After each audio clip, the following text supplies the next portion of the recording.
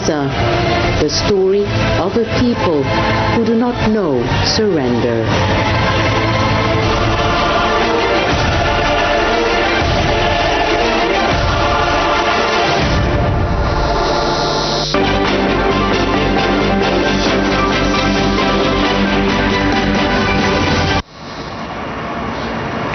Welcome back, and still with you and the afternoon's edition of Cairo Watch, and of course continuing with our news, and this time from home. Egypt, Qatar and Turkey have strongly condemned the Israeli ongoing truce violations in the Gaza Strip, particularly attacking and targeting healthcare facilities and medical infrastructure. And for more on this very specific issue, we're very much delighted to be joined this afternoon in the studio by our guest, Dr. Ahmed Farrag, our journalist and political analyst. Dr. Ahmed, very good afternoon, and thank you very much for your time. Good afternoon, ma'am. Thank you very much, Doctor. Yeah, now, Doctor, we've seen in a joint statement issued by Cairo that the three mediators said the continued strikes have resulted in civilian casualties, including women, children, and also constitute a flagrant violation of international law and all humanitarian law as well. How do you see this recent Egyptian, Qatari, Turkish joint statement and its role in possibly increasing diplomatic pressure to preserve what is left of the Gaza ceasefire? Well, initially I would like to thank the teamwork of Nile TV for hosting me in this segment. Actually, Israel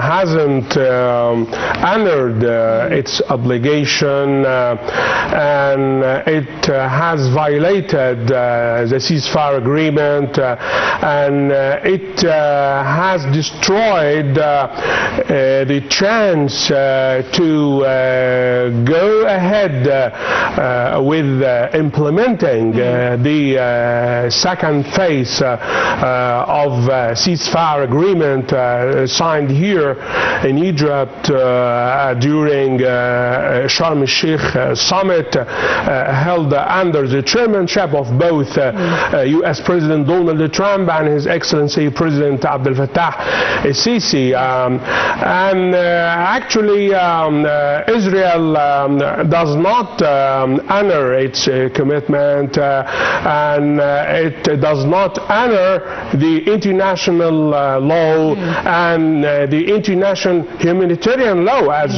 we have seen. They distracted the health facilities, killed civilians, killed women, children, innocent people.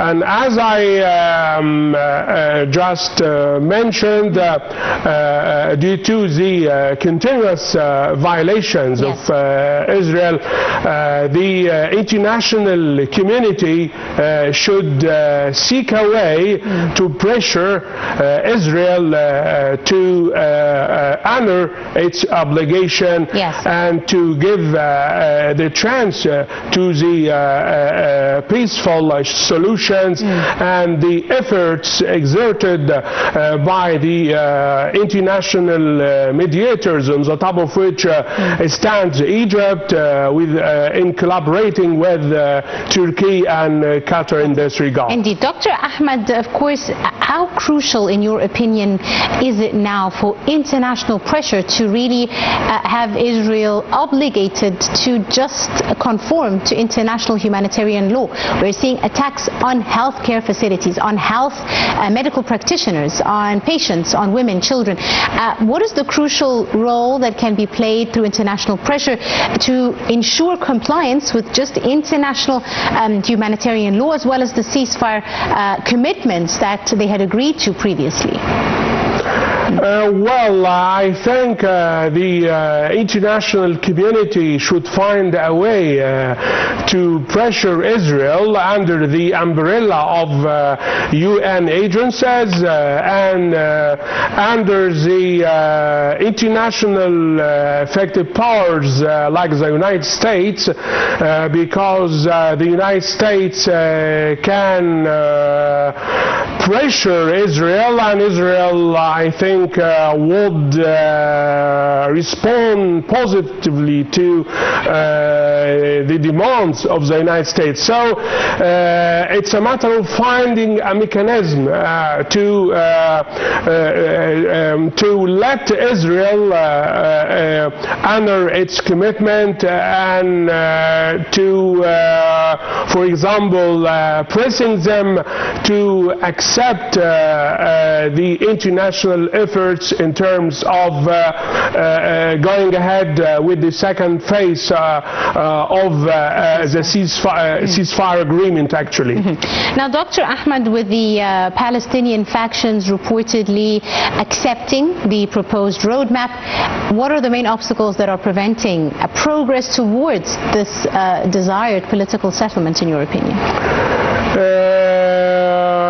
Well, one important obstacle, I think, is the Israeli aggressive practices. Actually, as we have seen, every time whenever there is a chance to achieve peace, and lately the Palestinian factions, on the top of which stands Hamas, have declared that they are ready to implement the second phase, and even they talked positively about the de-weaponization process, and I mean the confinement of the weapons and collecting the weapons and handing them to the national authority. So all the circumstances were ready to reach a positive agreement and maintain the interest and rights of the Palestinian people in the Strip, actually, but due to the Israeli practices, the status quo now has deteriorated negatively, actually. Indeed, Dr. Ahmed. Now, Egypt is currently the central mediator at this stage of the negotiations and the ceasefire process. How would you assess the Egyptian diplomatic strategy in maintaining communication specifically on the ground, despite the complexities and the different elements at play?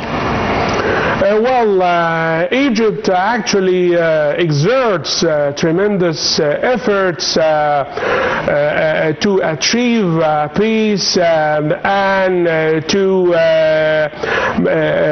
orchestrate the final agreement that would lead to the creation or the establishment of an independent Palestinian state with East Jerusalem as its capital on the borders of 1967. And as we may follow the statements of our foreign ministry and the meetings of His Excellency President Abdel Fattah al-Sisi and his phone calls with world presidents, whenever there is a chance, His Excellency President Abdel Fattah al-Sisi attempts to raise the question of Palestinian cause and the situation and their rights and their interests.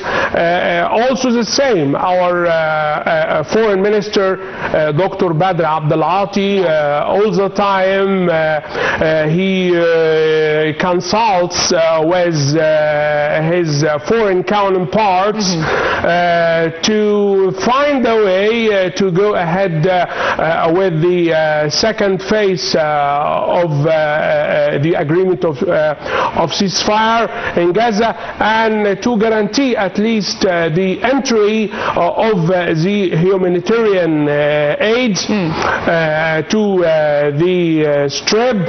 And actually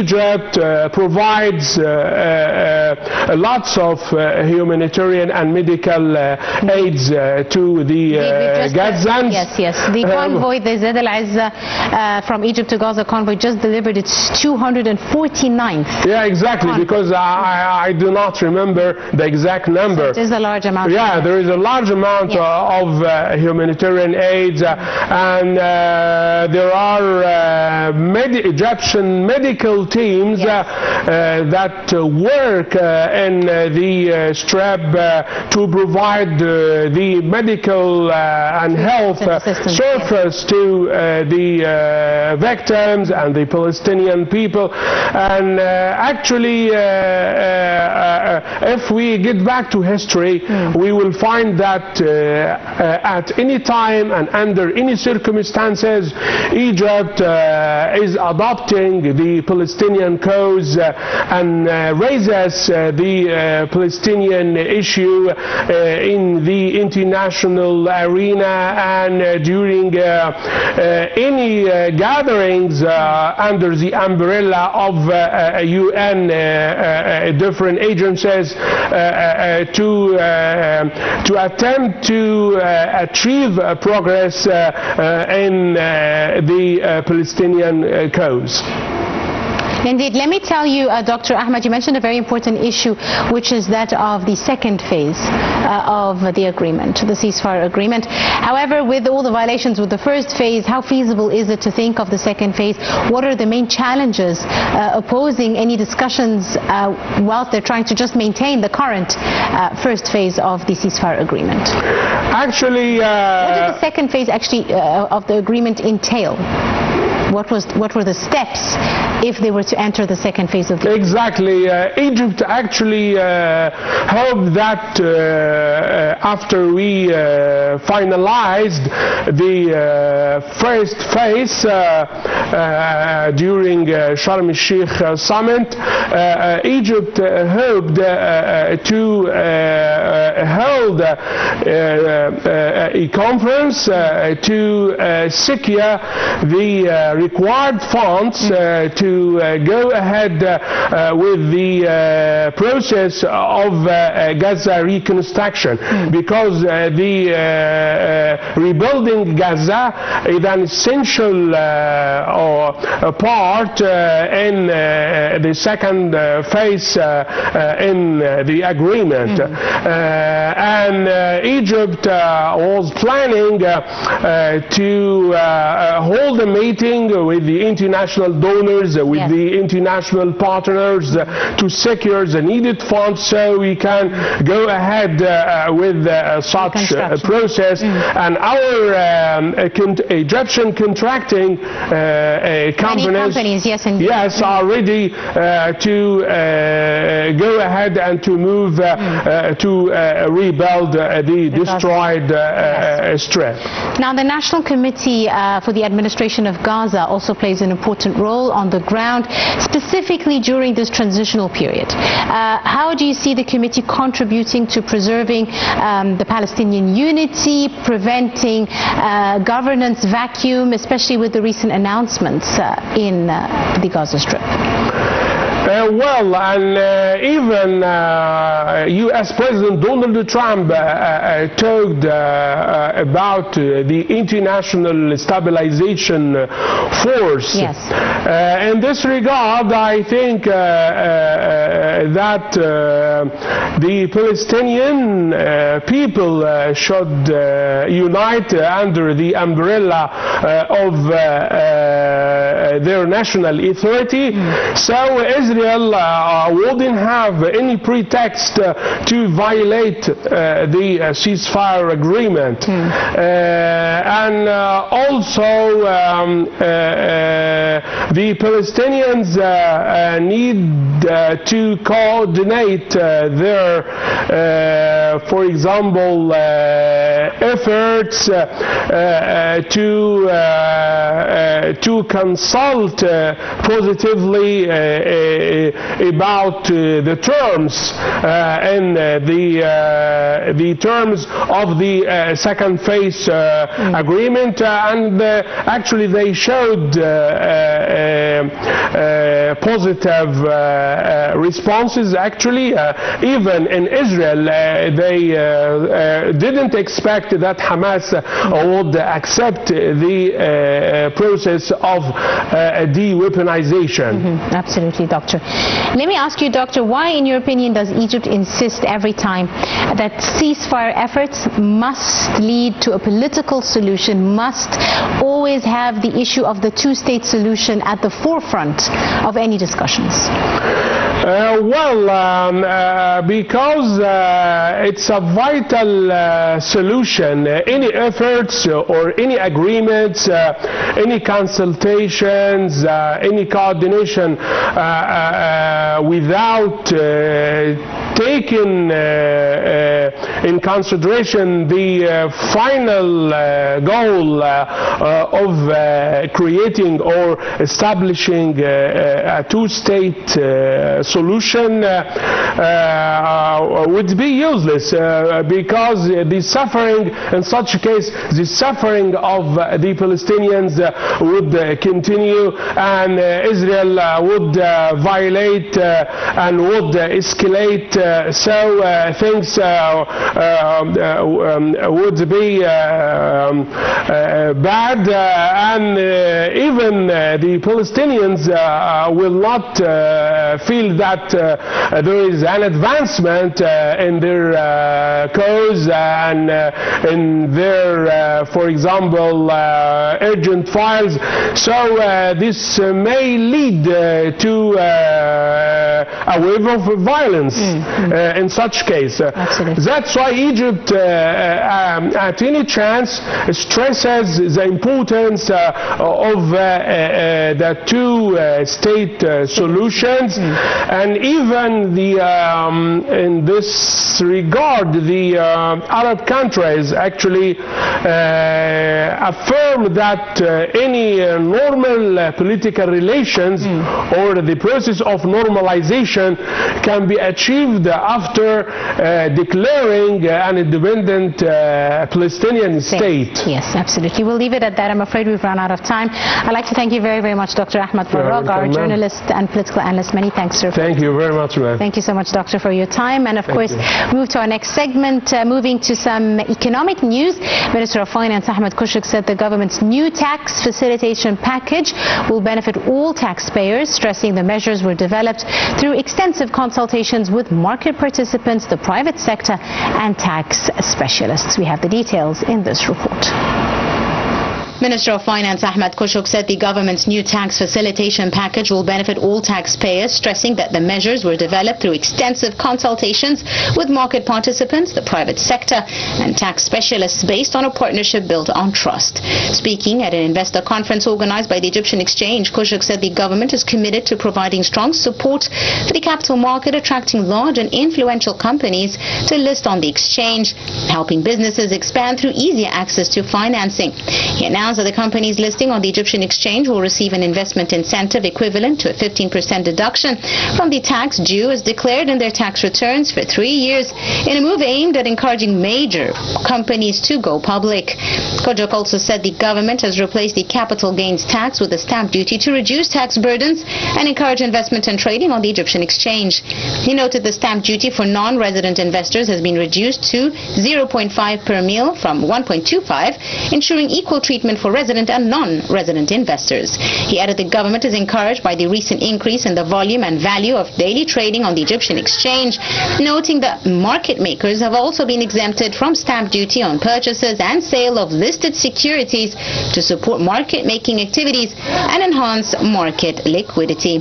Kochok said the government views the capital market as a key pillar of economic growth and investment financing, with efforts focused on simplifying tax procedures, reducing business costs, increasing market liquidity, and attracting more local and foreign investors. He added that reforms are also aimed at strengthening the Egyptian Exchange role in mobilizing savings and financing economic development. Meanwhile, he also reaffirmed the government's commitment to continuing its economic reform program, strengthening Egypt's attractiveness as an investment destination by advancing structural reforms that support the investment climate and boost industrial and services production and export.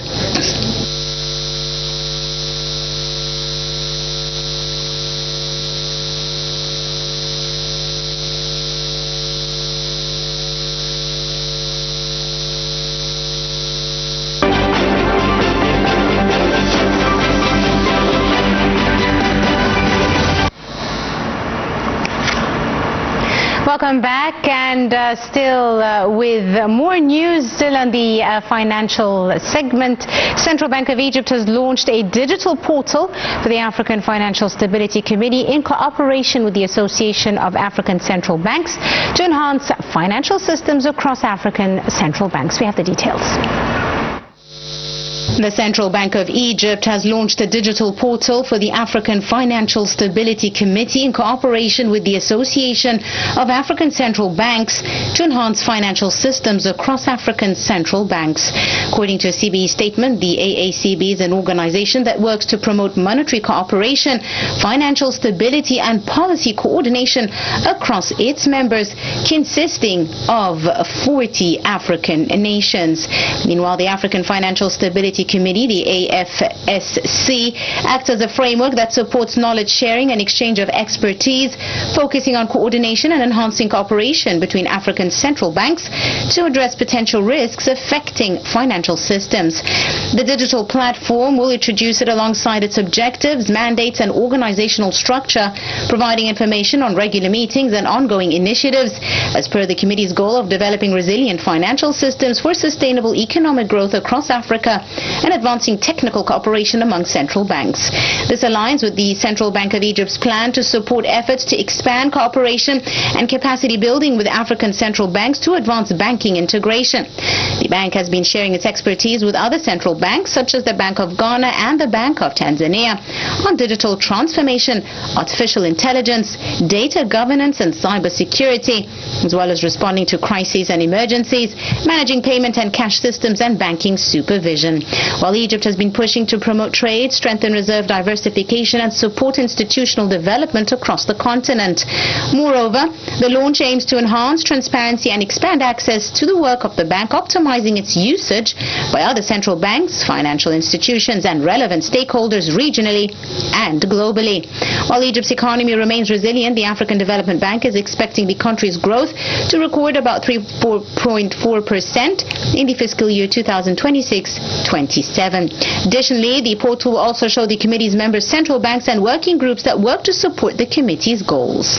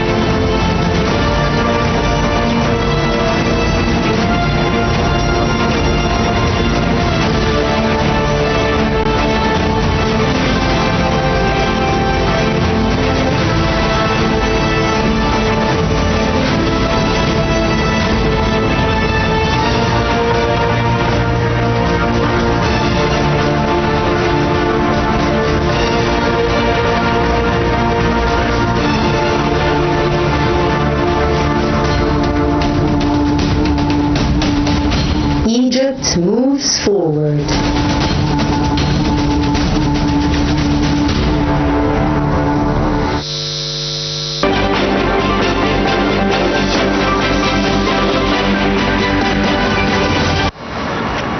Welcome back, still with you, and today's episode of Cairo Watch, and we continue with more news coming from home.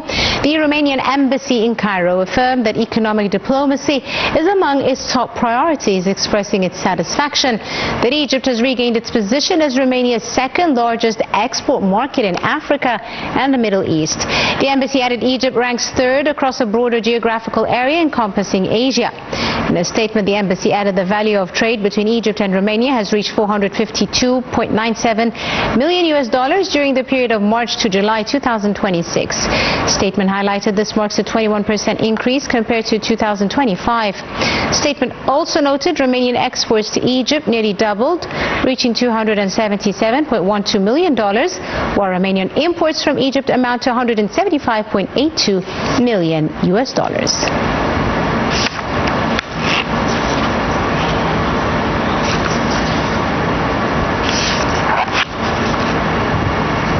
And Dr. Maya Morsi, Minister of Social Solidarity, ordered the immediate activation of the ministry's emergency relief plan across all the governorates after citizens felt an earthquake in the early hours of Monday morning. Morsi is continuously monitoring the updates through the Central Crisis and Control Room at the ministry's headquarters at the new administrative capital. Minister instructed all directorates to maintain highest state of alert and called for complete readiness across regional offices and the Egyptian Red Crescent to respond swiftly to any further developments.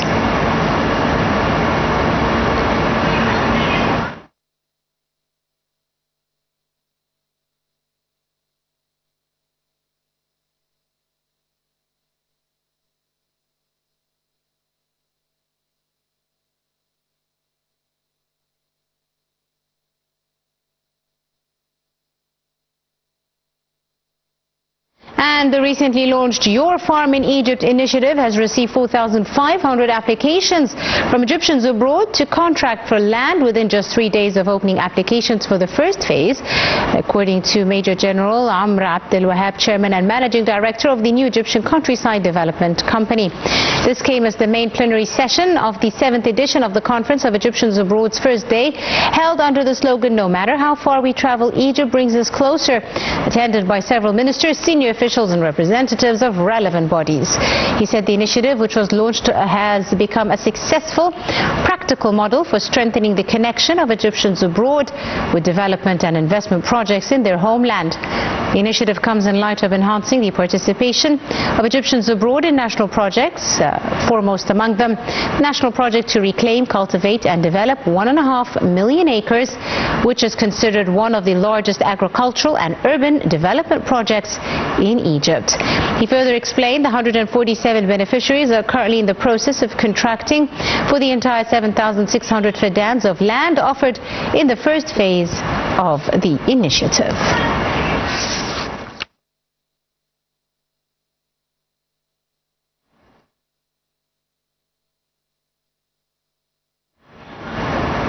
The month of August will bring with it a series of notable astronomical events, including a total solar eclipse, the peak of the Perseid meteor shower, a partial lunar eclipse, and several close approaches involving the moon and planets. On Sunday, August the 9th, the crescent moon will appear in conjunction with Mars in the constellation Taurus during the early morning hours, offering sky watchers an opportunity to observe the two objects closely together. On Wednesday, 12 August, the moon will reach its new moon phase when the moon passes between Earth and the Sun, and the same day will also witness a total solar eclipse as the moon passes in front of the Sun and completely blocks its disk. The eclipse will not be visible for most African countries. However, considered one of the most prominent meteor showers, the Perseid meteor shower will also reach its peak on August the 12th. This occurs as Earth passes through debris left behind by comet Swift-Tuttle, which takes about 133 years to complete one orbit around the Sun.